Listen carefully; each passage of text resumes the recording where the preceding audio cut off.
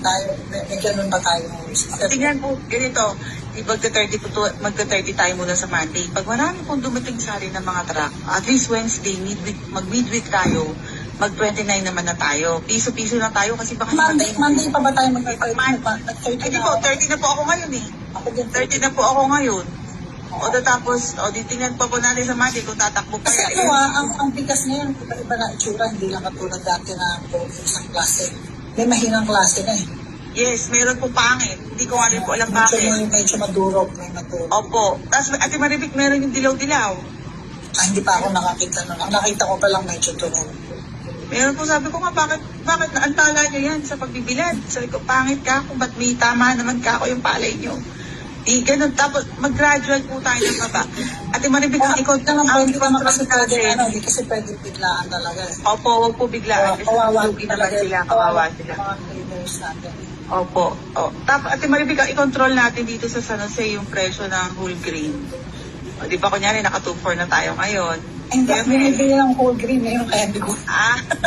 Kasi natatakot ako baka malambot yung mabili ko eh. Totoo. Opo, may malalambot po talaga. Totoo, kaya kami po ini-MC namin. Ang kasama ko bumibili dito usually si Kuya Mel, ikaw, at saka si Sir Marty. Sir Marty. So ngayon, di mag 2-4 tayo. Sabi ko, sa Monday 2-4 na kami talaga. Stop na kami ngayon. Tapos Monday 2-4, pag mag 2-3-50 tayo. Kasi yun po ang nagiging sinusundan yung whole grain. Kapag bumababa yun, bumababa din po yung palay. Kasi syempre, ang hindi natin talagang itatanggi na talagang ang laki po ng epekto sa atin ng mga miller.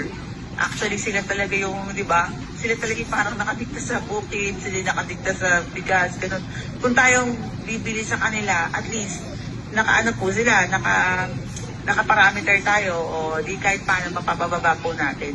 E di sana nga, hopefully, this week, di kahit paano, kung this week, galing natin, no, napapababa natin, Miss Maricol, Ma'am Maricol, napapababa natin 28 yung 28 yung palay this week. Very good tayo. Tapos next week naman, mag-27 tayo. So, pag bago pumasok yung talagang anihan, at least, napababa na natin na napababa yung presyo. Ano tayo, mag-monitor po tayo, monitor. Pwede nyo rin po sa akin expect, ganito na ang presyo sa ganito, ganon. Pwede din po yun, di po ba? Ganito na ang presyo sa Pangasinan, ganito na ang presyo sa Bulacan.